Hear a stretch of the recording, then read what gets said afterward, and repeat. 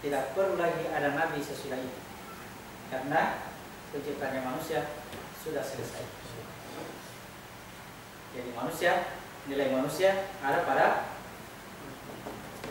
aku ini. Meskipun sudah dibuat wadah seperti ini, ada yang berjalan dengan tangan sama empat, sudah mulai ada yang berjalan tegak, ya, ada yang berjalan tegak, tapi tidak ada akunya, disebut manusia. Tidak. Manusia yang pertama-tama masuk ke dalam wadah seperti ini adalah Adam, Nabi Adam. Ya, manusia yang pertama-tama masuk ke dalam wadah seperti ini adalah Nabi Adam. Wadahnya sudah banyak. Ya, akunya yang ditunggu, akunya Adam ini mana? Akunya Adam inilah yang merubah alam menjadi beraturan. Yang tadinya suka baru makan sesamanya dia, ketika aku sudah ada di dalam, ya dibangunlah itu peradaban manusia. Sudah ada yang pintar bikin rumah, ya. Sudah ada yang bisa menyeberang air, menyeberang sungai pakai perahu. Jadi yang dimaksud yang manusia pertama adalah aku yang masuk ke dalam wadah. Bisa? Baik. Surat 33 ayat 40.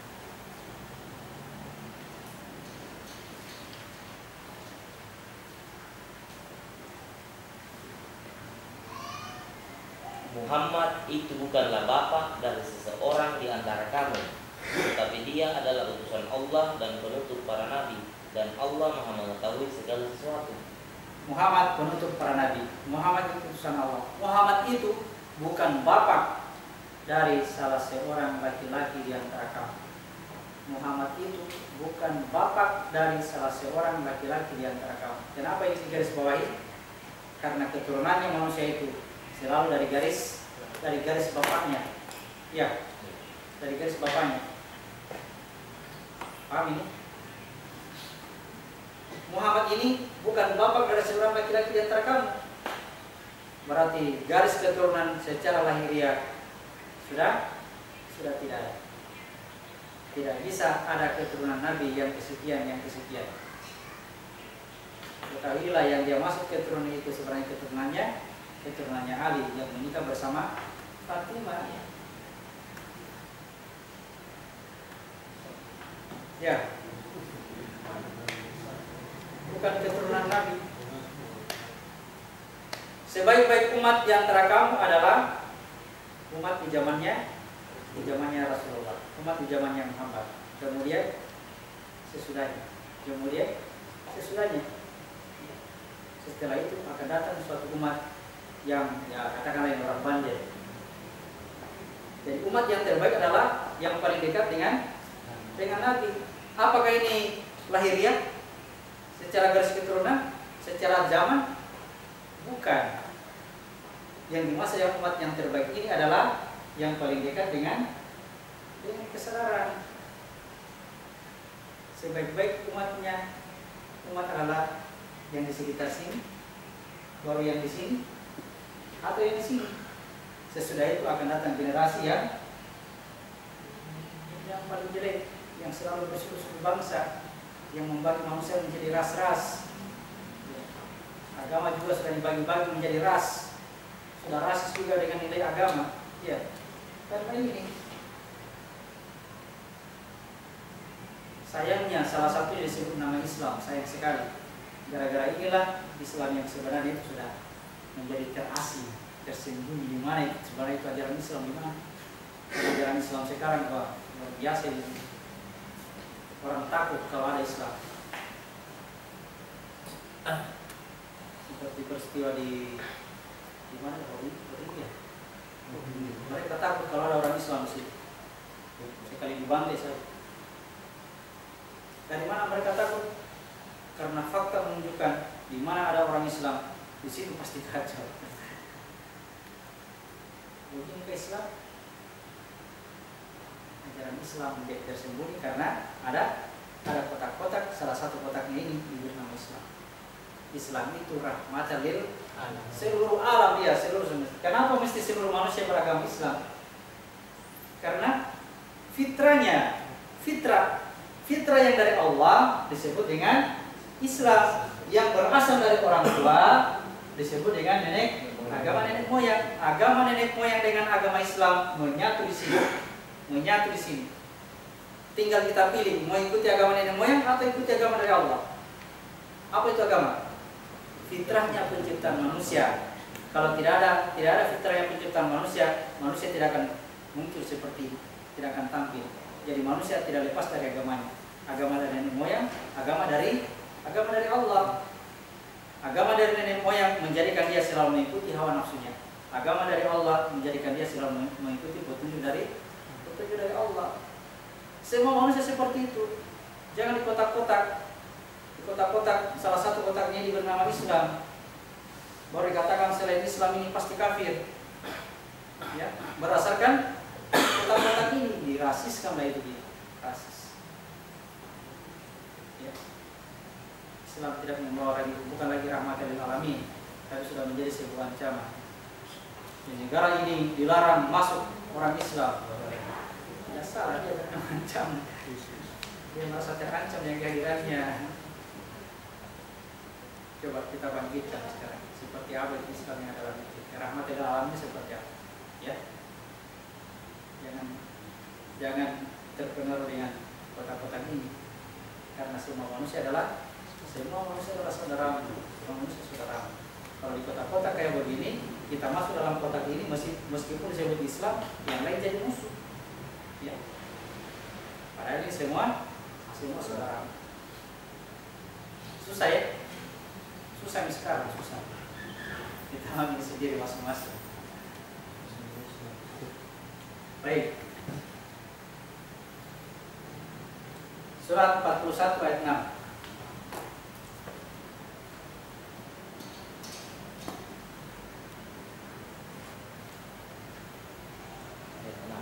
Surat 41 ayat 6. Katakanlah Muhammad, aku ini hanyalah seorang manusia seperti kamu, yang diwahyukan kepadaku bahwa Tuhan kamu adalah Tuhan yang Maha Esa. Karena itu tetaplah kamu beribadah kepadanya dan mohonlah ampun kepadanya, dan celakalah bagi orang-orang yang menyebutkannya. Katakanlah Muhammad, aku ini manusia biasa seperti kamu. Apa yang terjadi pada dirimu terjadi juga pada diriku. Sebaliknya begitu. Kenapa bisa yang terjadi pada diriku tidak bisa terjadi pada kamu? Kenapa bisa? Ya. Karena apa? Karena aku yang ada dalam dirinya Muhammad bin Abdullah sama dengan aku yang ada dalam dirinya masing-masing. Hanya saja Muhammad bin Abdullah ditugaskan untuk menjelaskan tentang siapa itu aku yang ada dalam dirimu. Jadi dia manusia biasa. Bisa diperjalankan oleh Tuhan. Rumusnya Allah tidak akan memperjalankan seorang hamba yang tidak berjalan. Begitu ya. Allah tidak akan memperjalankan seorang hamba yang tidak berjalan. Sebelum Muhammad mengalami peristiwa Isra Mi'raj, dia sering pergi ke Gua Hira sendirian. Apa dia bisa di Gua Hira sendirian? Tidak ada yang bisa cerita. Di Gua Hira dia sendirian, bermunajat kepada Allah. Apa yang dilakukan di sana sampai dia bisa melihat Jibril, sampai dia bisa mendapatkan wahyu? Apa yang dilakukan di sana? Ya, itulah aku pada diri Muhammad sama dengan aku yang ada pada diriku. Terjadi dulu perjalanan dalam dirimu, perjalanan aku dalam dirimu, lalu Allah memperjalankan Muhammad dalam seluruh wilayah kekuasaannya alam semesta yang kita tidak tahu di mana ujung pangkalnya. Kita hanya mampu berjalan di situ. Jadi kalau ada kata-kata hanya Muhammad yang bisa Isra Mi'raj, betul apa tidak? Betul. Hanya Muhammad yang bisa. Isa tidak bisa. Isa hanya sampai di Sidratul Muntaha. Kalau dia diangkat ke langit, paling ujungnya Sidratul Muntaha. Musa hanya bisa dengar suara Tuhan. Ibrahim hanya sanggup melihat bintang, melihat bulan, melihat matahari. Sanggupnya hanya di situ. Hanya Muhammad yang bisa Isra Mi'raj. Itu pasti benar. Jadi bagaimana dengan kita, ya terserah kita mengikuti Muhammad apa tidak. Bagaimana caranya ikuti Muhammad? Ikuti jejak langkahnya, sunnahnya itu bilang. Jejak langkah Rasul itu sunnah. Di mana jejak langkahnya Rasulullah? Rasulullah melakukan jejak langkah itu sampai masuk ke Sidratul Muntaha, berhadapan dengan Tuhan. Ikuti. Kalau jadi pengikutnya Muhammad, jangan jadi penonton. Ya. Jadi Muhammad lebih hebat daripada Isa. Itu terus yang kita cerita. Muhammad lebih hebat daripada Isa. Semua rasul itu sama, ya. Nilai semua rasul sama. La nufarriqu baina ahadin minhum. Kami tidak membeda-bedakan antara rasul, sama saja. Kita cerita tentang rasul. Surat 2 ayat 252.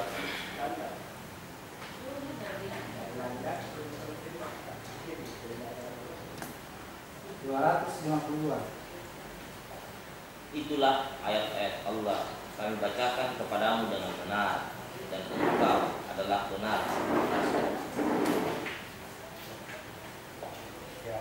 Muhammad, engkau, kata engkau dalam kurung Muhammad, salah seorang rasul yang diutus. Engkau salah seorang rasul yang diutus. Engkau dalam kurung Muhammad. Ya, dalam kurung ya Muhammad. Kamu salah seorang rasul yang diutus. Catat ini, kamu. Kalau saya baca pasti larinya ke saya. Kalau saya baca dalam kurung Muhammad bin Abdullah, ya cerita di barang ini cerita untuk Muhammad, bukan untuk saya. Surah 4 ayat 165.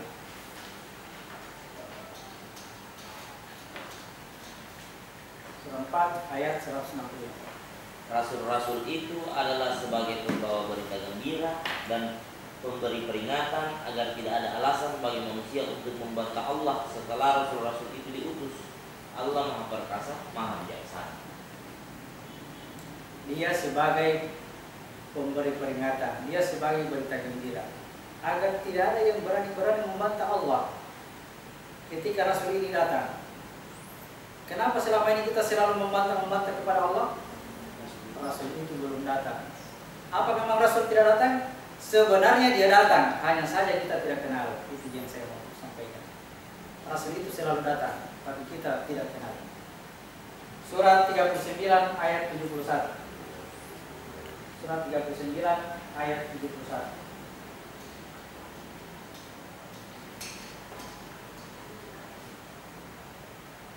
Orang-orang yang kafir digiring ke neraka jahanam secara berombongan. Katakanlah kita ini semua mati kafir, ya.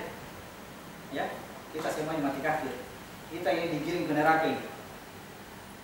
Digiring ke neraka. Lanjut. Sehingga apabila mereka sampai kepadanya, pintu-pintu dibuka dan penjaga-penjaga berkata kepada mereka, apakah belum pernah datang kepadamu rasul-rasul dari kalangan kamu yang membacakan ayat-ayat Tuhan dan memperingatkan kepadamu akan pertemuan harimu ini? Mereka menjawab, benar ada, tetapi ketetapan asap pasti berlaku terhadap orang-orang. Kita ini semua mati kafir, ya, mati kafir. Kalau kita dihadapkan di neraka, pintu neraka dibuka, datang penjaga neraka, dia bertanya kepada kita, ya. Belum pernahkah datang seorang rasul kepadamu yang mengajarkan kita dan mengingatkan tentang hari ini? Apa jawaban kita pada saat itu? Betul, pernah datang. Ya, betul pernah datang. Kita bawa cerita ini ke dunia sekarang. Sekarang kita ini belum mati, ya, belum mati. Pertanyaannya, di mana rasul sekarang? Sebelum saya mati, di mana rasul itu? Sebelum saya mati kafir saat ini, Di mana rasul itu? Kan begitu ya? Daripada mati sekarang mati kafir, tiba di sana ditanya, sudah pernah datang rasul? Dia bilang betul pernah datang. Ya kembali memang sekarang sih. Kita yang belum mati sekarang ini. Di mana rasul itu? Semua kedatangan rasul, tapi tidak kenal rasulnya.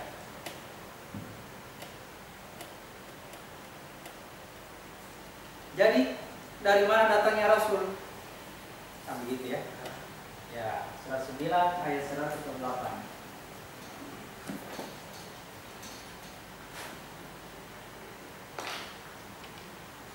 Sungguh telah datang kepadamu seorang rasul dari kaummu sendiri. Berat terasa olehnya penderitaan yang kamu alami.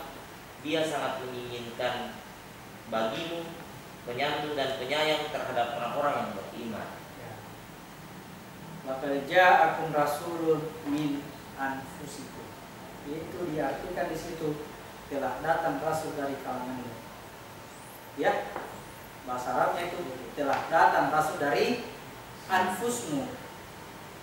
Anfus ini dulu pernah berjanji, ya, pernah berjanji.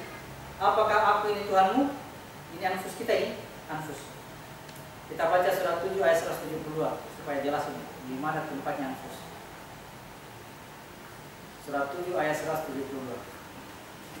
Dia dan ingatlah ketika Tuhanmu mengeluarkan dari sulbi anak cucu Adam keturunan mereka, dan Allah mengambil kesaksian terhadap ruh mereka. Kata-kata ini Allah mengambil kesaksian terhadap ruh, itu bahasa Arabnya wa ashhadahum ala anfusahum. Dia mengambil kesaksian terhadap anfusnya. Dia mengambil kesaksian terhadap anfusnya. Di situ diartikan ruh. Ada juga yang mengartikan jiwa. Kita ambil aslinya kepada anfus.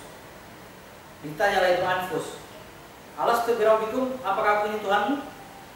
Anfus menjawab, bala syahidna, betul, saya bersaksi. Ini anfus. Dari anfus inilah Allah mengutus laqad ja'akum rasulun min anfus. Rasul datang dari anfusmu. Pesan-pesan berikut.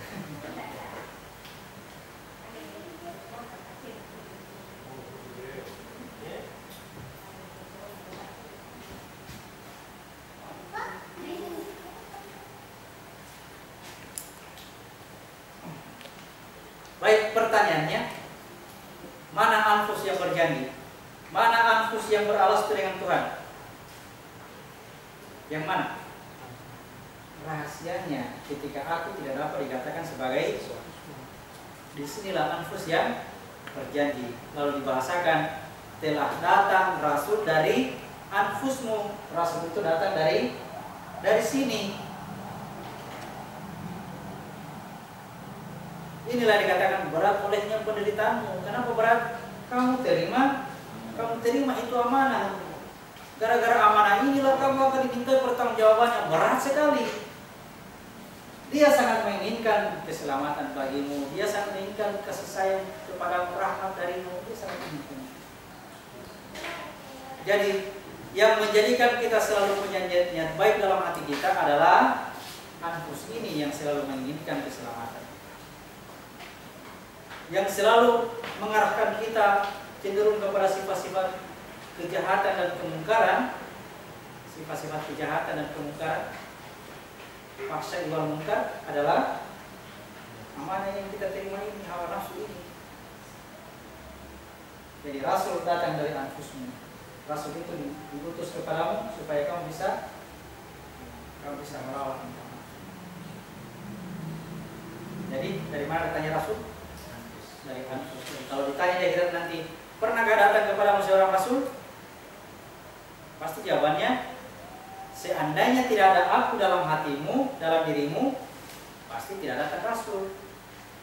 Orang-orang yang tidak ada akunya dalam hatinya tidak akan ditanya seperti ini.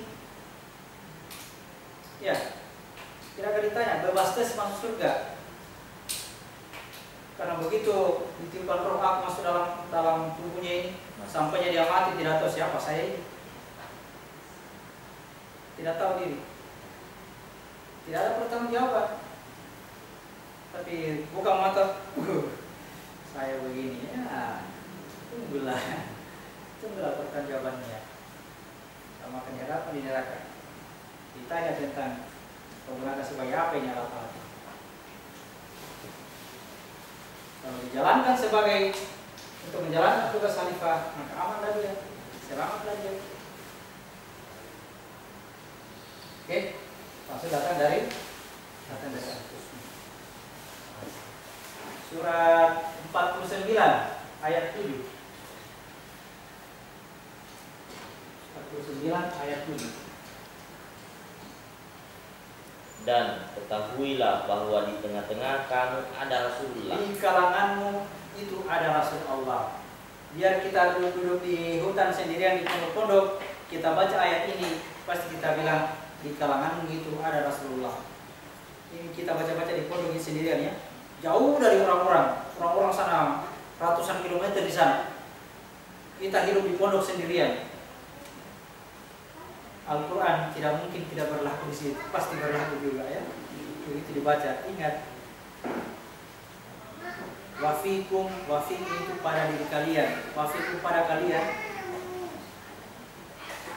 Ya, pada kalian itu ada Rasulullah. Sudah mengerti ini? Dari mana Rasulullah?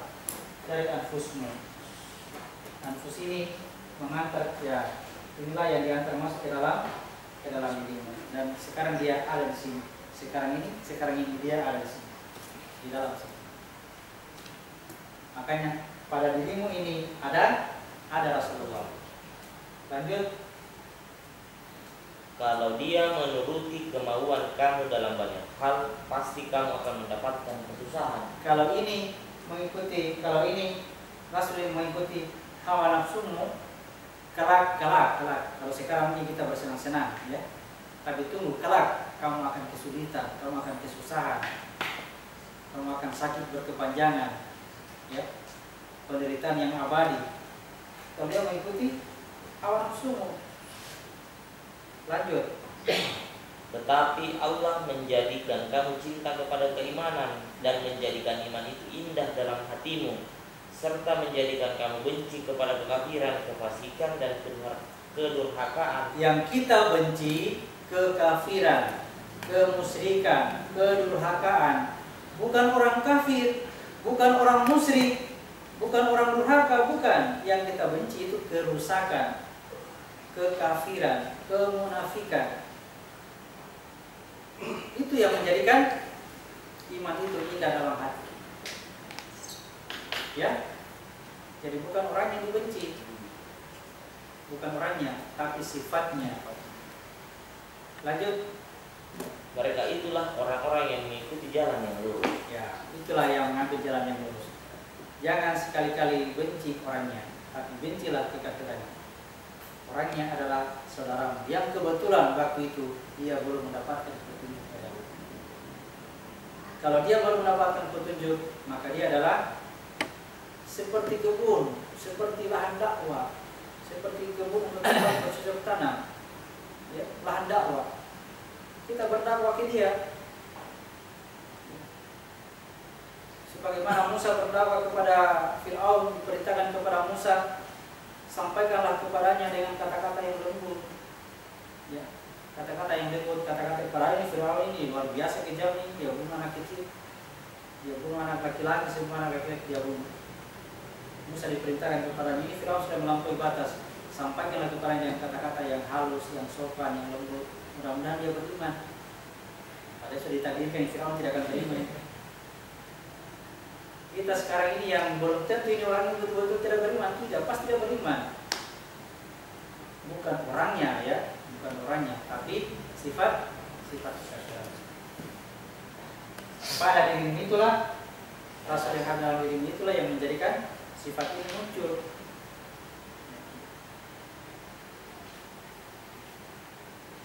Bagaimana ciri-ciri kedatangan Rasul yang ada dalam diri kita? Surah 2 ayat 151.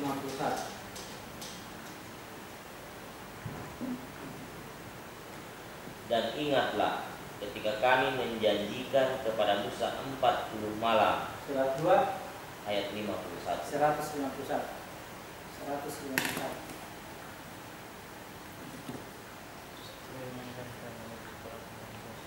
Sebagaimana kami telah mengutus kepadamu seorang rasul dari kalangan kamu yang membacakan ayat-ayat kami, mensucikan kamu dan mengajarkan kepadamu kitab dan hikmah, serta mengajarkan apa yang belum kamu ketahui.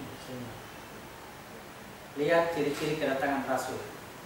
Pertama disebutkan rasul ini datang kepadamu mengajarkan kamu kitab.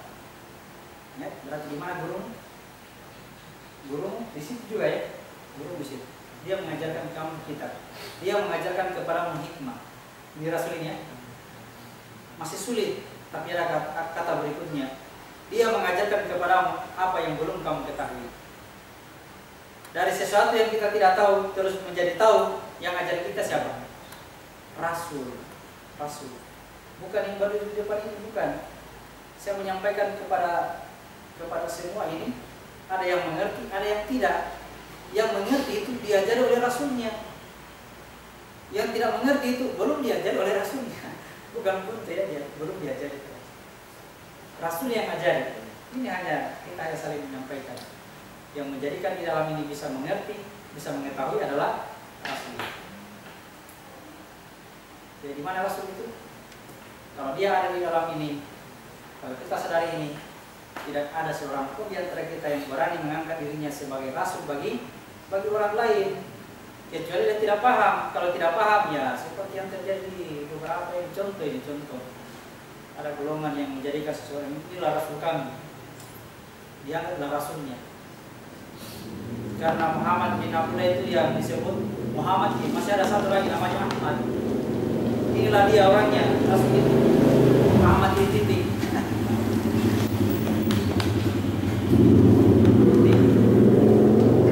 Ketika Muhammad bin Abdullah datang, ya agama sudah selesai, penciptaannya manusia sudah selesai.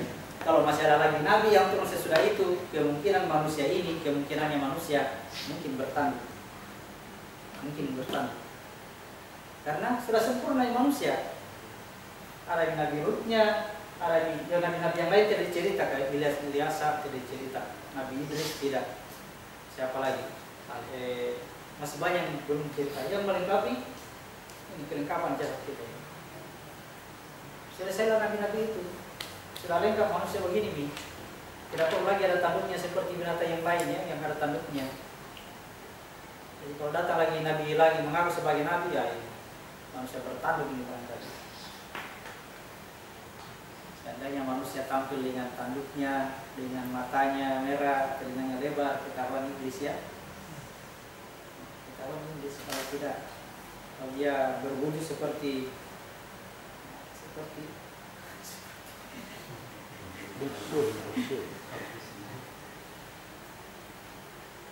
baik. Jadi rasul datang dari anfusmu. Jadi gurumu, rasulmu, apalagi sih. Jangan lari dari dirimu. Kajian kita ini sudah lengkap ini. Yang dulu orang-orang tua kita kalau berpesan kepada kita, nah kalau mau belajar jangan lari dari dirimu. Ya, pernah ngakui. Tapi tidak ada petunjuknya mau diapain kata-kata itu. Saya bilang betullah kamu pada dirimu. Ternyata Al-Quran bilang begitu, gurumu ada pada diri sendiri. Sesama kita hanya saling ya. Selebihnya berhubunganlah dengan Tuhan melalui firman-Nya Al-Quran. Dalam Al-Quran ilmunya sangat luas. Yang akan mengajarkan itu adalah rasul dari dirimu. Dengan catatan apa? Ya angkatlah dia ya. Dia sekarang dalam kezaliman dan kebodohan. Angkat ini. Kalau dia sudah terangkat, ya mungkin Tuhan ridha memperlihatkan rasul itu. Kita akan melihatnya, dibahasakan dalam Al-Quran, dia melihatnya berwarna kuning, ya. Dia melihatnya berwarna kuning.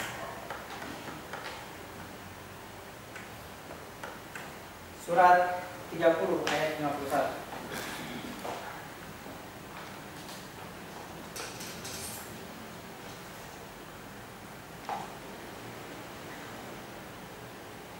Dan suri ayat 51. Surat 30 ayat 51. Dan sungguh jika kami mengirimkan angin lalu mereka melihat menjadi kuning, niscaya setelah itu mereka tetap ingkar. Yang dikirimkan angin. Sebelum datangnya hujan sebagai rahmat, Tuhan kirimkan angin.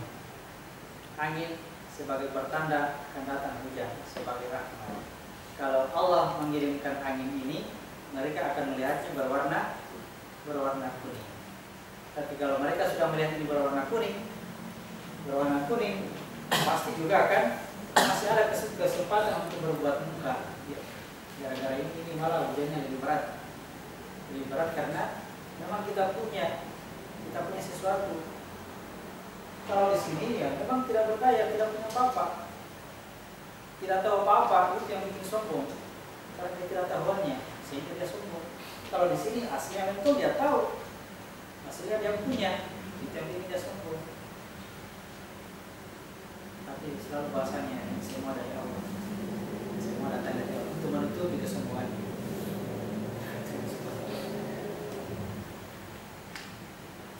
Surat 43 ayat 18.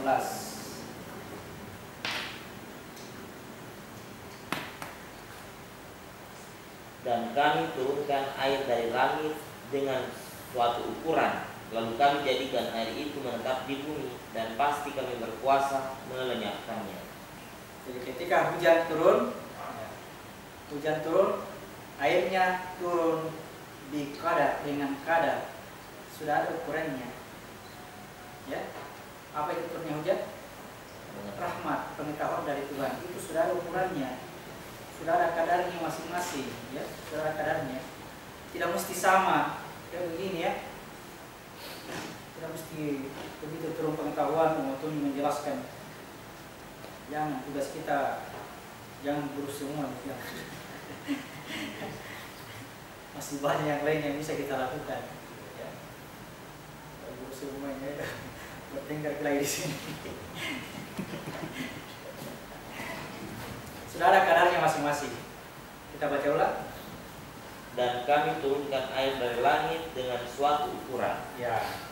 Lalu kami jadikan air itu menetap di bumi. Itu yang menetap di bumi. Kita masuk di sini ya. Ayat 19. Lalu dengan air itu kami tumbuhkan untukmu kebun-kebun kurma dan anggur. Dengan air yang itu, dengan kadarnya itu, tumbuhkanlah itu kebun kurma. Itu yang saya maksud. Tidak mesti berpengetahuan kayak begini baru bisa bikin kebun. Tidak mesti begitu. Dengan air yang kita punya, bikin wadahnya ini, bikin sesuai dengan kesanggupan masing-masing, sesuai dengan keahliannya masing-masing, sesuai dengan bidangnya.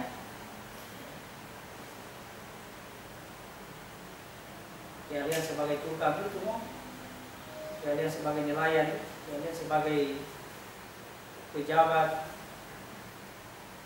lakukan itu semua.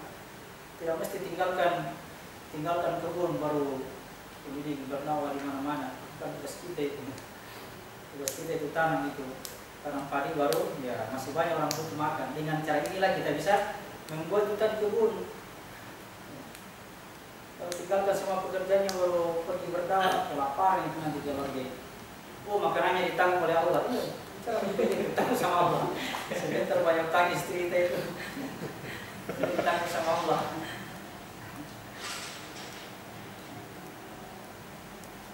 Ya, banyak keluarga berantakan gara-gara tugas dakwah yang keliru. Tidak mesti semua menyampaikan. Jalankan tugas masing-masing, ya. Lanjut ayat 20. Dan kami tumbuhkan pohon zaitun yang tumbuh dari gunung Sinai, yang menghasilkan minyak dan bahan pembangkitnya selera bagi orang-orang yang makan. Pohon zaitun. Kalau di Ka'bah ada air di situ, air Zamzam. Sampainya hari kiamat, air ini tidak akan kering. Kalau kering air Zamzam, pertanda kiamat akan segera datang. Kalau di Bukit Tursina di Palestina dekatnya Masjid Al-Haram, Masjid Al-Aqsa. Antaranya Masjidil Haram dengan Masjidil Aqsa ada di situ ladang minyak yang berbentuk seperti pohon yang mengalir ke Arab, ke Irak, kemana yang ada minyaknya itu hanya akar-akar kecil saja. Tapi induknya ada di Masjidil Aqsa. Ya, di situ daerah itu akan kacau sampainya kiamat. Apalagi sudah ada yang lihat ini barang ini. Minyak itu tidak akan habis. Bisa nanti banyak plastik. Mungkin orang-orang yang selalu ini daerah-daerah tandus, kenapa diperebutkan? Orang membuat senjata luar biasa ini untuk ini. Ada apa di situ? Mungkin mereka menyimpan rahasia, tapi Al-Quran sudah cerita. Ada di situ. Di daerah itu akan kacau sampai hari kiamat. Surat 7 ayat 167.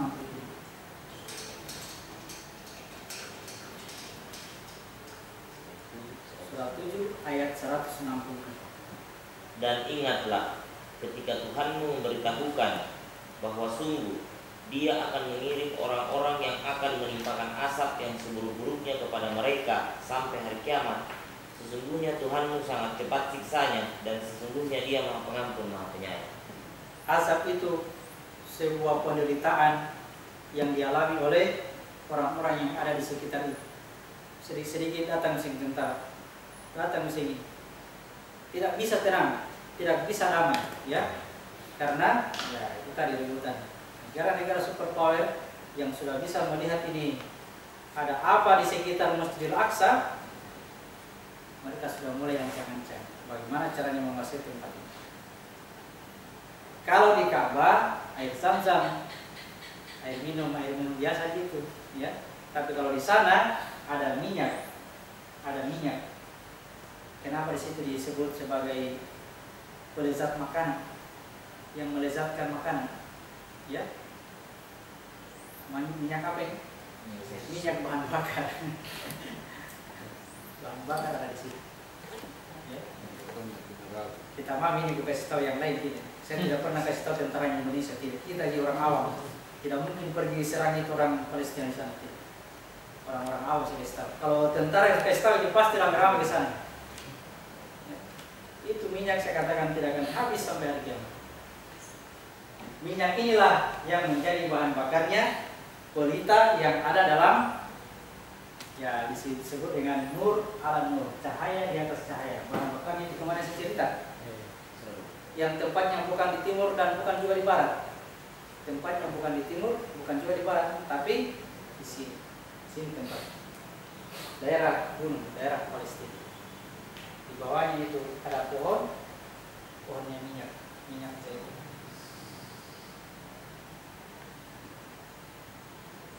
Siapa saja. Cerita saya bisa ditulis di YouTube, pasang di YouTube. Ada di sana minyak sekitar Masjidil Aqsa. Mulai sekarang masjidnya dikuasai. Kalau sudah orang-orangnya dihilangkan, mulai kemudian mungkin kemungkinannya akan dipagari ini, dibikin tembok yang tidak bisa ditembus oleh apa-apa, baru mulailah diadakan penggalian. Kaya raya latihan. Ya, tidak akan habis sampai hari kiamat. Kalau itu sudah habis, pertanda kiamat. Hari kiamat masih lama. Belum digali. belum digali. Berarti masih lama ini. Dia bilang planet mau datang, ya dia datang saja. Air Zam-Zam kok masih ada. Ya, Ka'bah kok aman-aman saja. Di Ka'bah itu aman sampai hari kiamat. Kalau Ka'bah kacau, pertanda kiamat. Ya.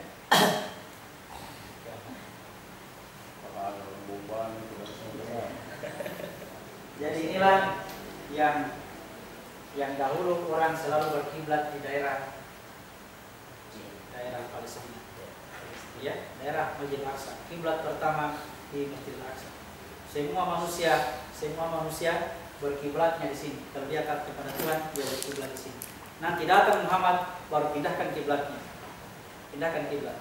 Supaya jelas siapa yang ikuti Muhammad, siapa yang ikuti Rasul. Surat 2 ayat 142. Habiskan dua malam ini. Pertemuan berikutnya praktik sholat. Orang-orang yang kurang akal di antara manusia akan berkata, apakah yang memalingkan mereka dari kiblat yang dahulu mereka berkiblat kepadanya? Katakanlah, milik Allah lah timur dan barat. Dia memberi petunjuk kepada siapa yang dikehendaki ke jalan yang lurus. Ya, orang tanyakan kiblat, kok hubungannya petunjuk ke jalan yang lurus? Ya. Siapa yang memalingkan kiblat mereka yang dahulu pernah berkiblat kepadanya? Yang bertanya begini siapa?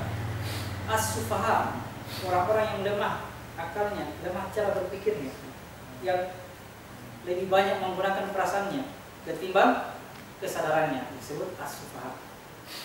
Apa yang memalingkan dia dari kiblatnya? Dari kiblatnya yang dahulu berkiblat di sini. Ketika manusia terlahir, awalnya dia berkiblat di sini. Dia selalu ikuti. Dia selalu mengikuti hawa nafsunya, selalu dia bilang ini barang-barangku, ini barang-barang. Nanti sudah sadar, ya, baru bisa pindah kiblat. Ayat 143. Dan demikian pula kami telah menjadikan kamu umat pertengahan, Ya. agar kamu menjadi saksi atas manusia dan agar Rasul menjadi saksi atas kamu. Kami tidak menjadikan kiblat yang dahulu kamu berkiblat kepadanya, melainkan agar kami mengetahui siapa yang mengikuti Rasul dan siapa yang berkiblat ke belakang. Sungguh itu sangat berat, kecuali bagi orang yang telah diberi petunjuk oleh Allah, dan Allah tidak akan menyia-nyiakan imanmu. Sungguh Allah Maha Pengasih, Maha Penyayang kepadamu. Pindah kiblat itu sangat berat. Pindah kiblat itu sangat berat. Yang pernah haji itu ada namanya salat kiblatain itu. Habis salat 2 rakaat kiblat ke Baitul Maqdis, lalu pindah lagi. Tak, 2 rakaat lagi ke Baitullah. Berat Pak Parwati? Berat? Gampang sekali, tinggal balik jalannya. Ya. Al-Quran katakan pindah kiblat itu sangat berat, kecuali orang yang dikasih petunjuk. Siapa yang pindah kiblat, itulah yang mengikuti Rasul. Siapa itu Rasul? Yang mengajarkan kepadamu apa yang kamu tidak tahu. Ikuti Rasul berarti pindah kiblat. Apa ini dia? Kesadaran tertinggi. Pindah dari dikuasai oleh wanita, oleh perasaannya, lalu dikuasai oleh laki-laki atau kesadarannya. Itu sangat berat. Kecuali orang-orang yang dikasih petunjuk. Kalau tidak dikasih petunjuk, pasti wanita itu yang diikuti. Ya, hanya yang dikasih petunjuk yang bisa ikuti itu kesadarannya. Coba di dalam keadaan dengar hawa nafsu lagi itu. Nanti dikasih petunjuk, baru bisa ikuti lagi kesadaran. Yang memalingkan dirinya dari kekuasaan hawa nafsu menjadi kesadaran, itulah yang pindah kiblat. Ya. Nanti datang Muhammad baru pindah, datang Muhammad baru bisa pindah kiblat. Siapa Muhammad? Kesadaran ini. Rasul baru bisa sadar, baru bisa pindah kiblat. Oke, saya pikir dulu. Minggu depan persiapkan diri untuk praktik sholat. Jadi duluan datang, begitu datang duluan langsung praktik sholat. Ya. Masih ada yang mau dijelaskan tentang sholat ini, tapi lebih lengkapnya nanti kalau sudah lincah ini, apa ini sudah tertib cara pelaksanaannya, baru diajarkan teknik lanjutan tentang Muhammad yang berkaitan dengan kenapa itu la ilaha illallah wa asyhadu Muhammad Rasulullah mesti jelas. Allahumma shalli ala Muhammad wa ala ali Muhammad kama shallaita ala Ibrahim wa ala ali Ibrahim mesti jelas. Pada pertemuan berikutnya ya. malam ini agak berat-berat lagi. Pertemuan hari Jumat ya. Hari Jumat. Tidak terlalu capek kalau hari Jumat. Malam ini saya tutup. Assalamualaikum warahmatullahi wabarakatuh. Waalaikumsalam warahmatullahi wabarakatuh.